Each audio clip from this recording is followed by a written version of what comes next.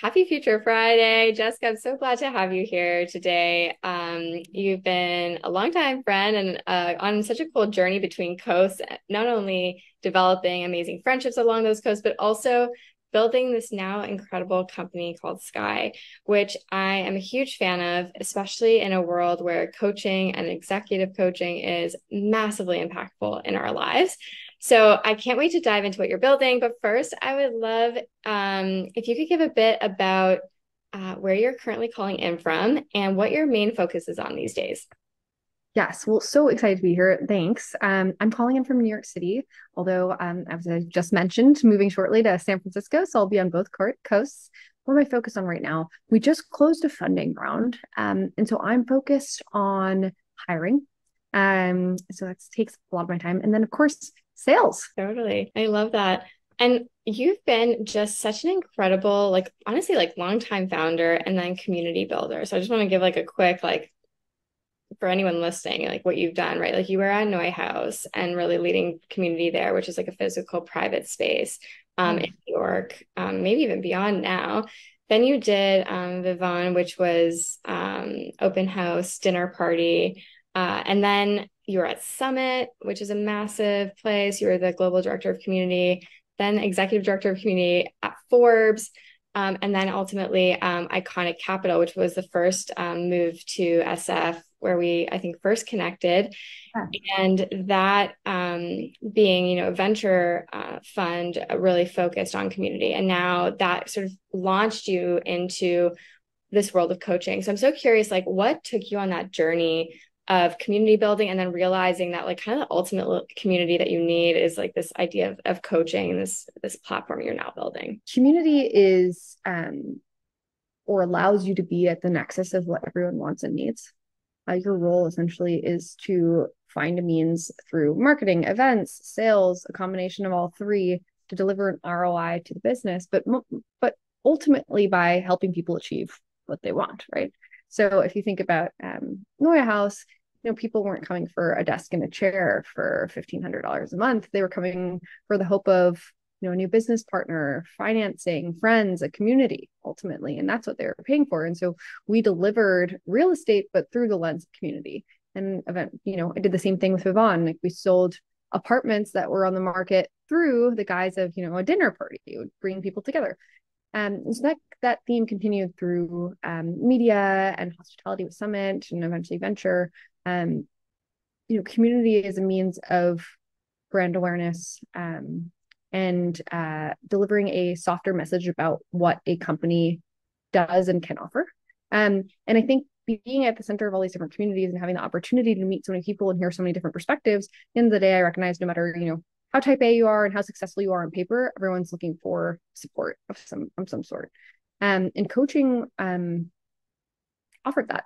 And I thought that I can get more into sort of the why coaching specifically in the white space in a very fragmented market. But I think community allowed me to see the white space of what people need, particularly and how to fill that. And part of this discussion, I really love to share. And, we get to have all these conversations of where we think the world is going, but they don't always get to be shared with others. And I love to hear your like sort of hot take or maybe controversial opinion. Like, what would somebody not necessarily agree with you on about where you think the future of coaching is going? And that can connect to the white space, right? Like, what is missing and like, where do you feel like the world is going to go? So in the space right now, investors, coaching platforms, users, everyone's talking about AI and coaching as they are talking about AI in every industry. And they're saying, AI has the potential to replace that one-on-one human interaction. And, may be stronger than a human coach in holding someone accountable and ensuring that they can measure efficacy over time on the coaching engagement. I don't think AI will ever replace that human connection. So I'm pretty bullish on ensuring that personal, curated relationship building via coaching.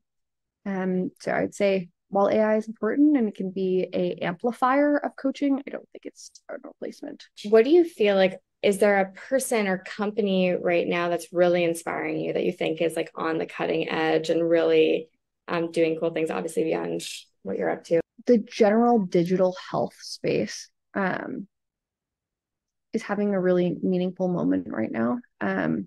As consumers are finding access to support, whether that's therapy or coaching, at a more affordable price point. And enterprise companies are continuing to invest despite the changes in the economy in supporting their team members in getting mental health and career advancement support. And I think I'm not answering your question directly about which company, but I think I think we're only going to see this continue to be the case, whether it's a hybrid workforce, remote, or in the office. I think the rise of investing in oneself and investing in one's team with digital health help support will continue.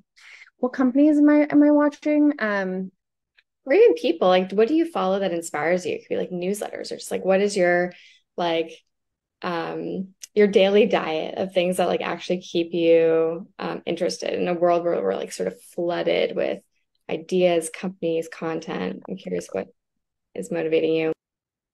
Yeah, I read a lot of newsletters. I would say Lenny's is probably my favorite. He gets really into the nitty gritty of everything from go to market to hiring to unit economics, just kind of ideal for a founder at my stage.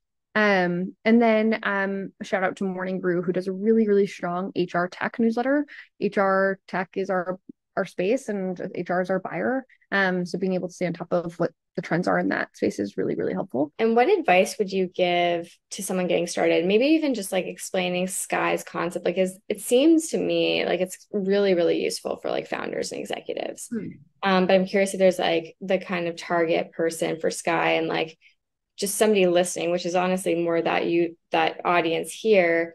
If you're thinking about getting a coach or an executive coach, how do you get started? How do you even navigate that process? Yeah, I get this question a lot, and people are come to me asking, is there a right time for a coach, or am I too young for a coach, or I think I need a coach, but I don't know exactly what I want to work on. Is that okay?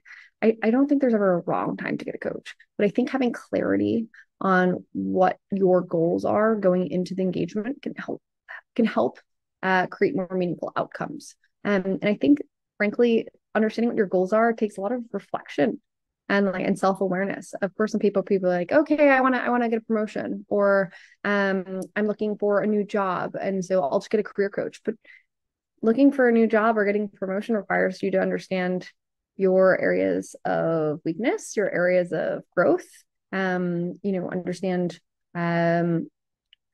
what you need to do to essentially develop yourself, both personally and professionally. So I think coaching goes beyond just the surface level of what your goals are and requires you to reflect, understand yourself, and be willing to do the work. It's really cool. And I like how you phrase that too, because like, even if you're feeling stuck there of like figuring out your purpose and like having that direction, that can be the purpose. Like that can be the first step of getting, which is just like get somebody to like spitball with you on like figuring those things out and having accountability to spending the time to do the work. Because it can otherwise be so difficult to just take that step. I think you're right. It's exploration, it's discovery, it's better understanding yourself. And I think even when life is seemingly really, really good, coaching isn't necessarily remedial. Coaching can be to help you advance and to be the best version of yourself, whether that's from a career or life standpoint. So interesting. And I think like when I reflect, I've always done everything based off of referral. It's like I need somebody to tell me like this is an amazing coach. I'm curious, as you've been building Sky, which is like really prioritizing matchmaking too in this space. How do you think about that? Like, how do you quickly match people? And like, what if, how do you know when someone's like there isn't a fit and when to move on quickly? And sort of like taper some of that anxiety that, you don't necessarily need to know the person before, deciding to take the leap to start investing some of that time. Yeah, great question. So essentially our community of coaches is referral based. And so our immediate coaches started via relationship with me through my various careers. And all subsequent coaches have been through referral of our current coaches. There's a very tight-knit community of coaches who know each other, can share perspectives, learn from each other, and uphold a standard of excellence across the board. And so What you have here is a highly curated referral based community, but at scale, which gives you, the consumer, a little bit more opportunity to try things on and see what's right for you, in a hopefully much like simpler, easier, accessible way. So rather than asking friends for recommendation, we will match you based on a few key criteria. So personality, professional background, goals and aspirations, price points, and then we find the best indicator of alignment is values between you and the coach, a value match. You'll get 3 matches. So you'll have the opportunity for complimentary intro sessions with each. So you can assess that chemistry, quality, fit for yourself. And then you can choose a coach from there. We find that our matches are pretty spot on, especially when you have 3 to understand, compare, contrast, and sort of help you narrow in on what you're looking for. It's kind of the perfect number to proceed. And then of course you can read reviews, and it's kind of like a referral on the coaches' profiles. And what do you think has been the most exciting thing you've learned? And not even just about coaching, but it could be in the process of like building multiple communities, being like a multiple time founder. Yeah. I don't know if it's exciting, but I think I at first had a really hard time separating my identity from what we were building. And this concept that, if the company failed, I failed. Maybe that's true, and I probably hold some of that still. But I think what I learned was to take my ego out of company building, and focus on building. And the greatest learning was, I think, the outcomes of that mindset shift, which were essentially, I think, a better leadership rather than having moments of like chaos and anxiety that I think was projected onto the team.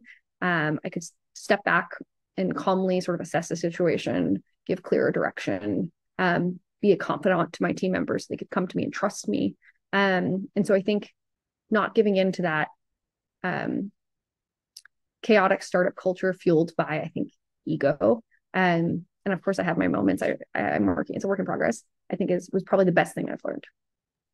It resonates so much with me. And I would have a follow-up question to that because I think it's so interesting. You do an incredible job of sharing very authentically your journey and your also like personal life on LinkedIn as you're sort of promoting and developing the audience and community around Sky, right? They're so joined. How do you balance those two? Like now with this like awareness that you're trying to delineate them, but yet they still like merge in the public sphere. Even if I wasn't running Sky, I would still be dedicated to personal and professional development for myself and my community at large, whether that's friends or my professional acquaintances, because I care about it and I'm passionate about it. And it's a thread through all the, previous jobs I've held. I run a female founder community with my friend Nicole, which, supports women in funding opportunities, knowledge sharing, connection, insights. And I think, that is a blend of personal and professional, I guess, but I think it just illustrates I'd probably still be doing something similar, whether Sky exists or not. So that helps. Yeah. I love that. It's really good advice. And then how can we follow you personally as you share all these insights and ideas? And then Sky. You can most certainly follow me on LinkedIn. I post a lot of anecdotes about what's happening as a startup leader, and then in the coaching space, if that's interesting. And then Sky is joinsky.com, and you can check out all of our awesome coaches and experience your like first 3 complimentary intro sessions. So you might as well and get a taste of coaching there.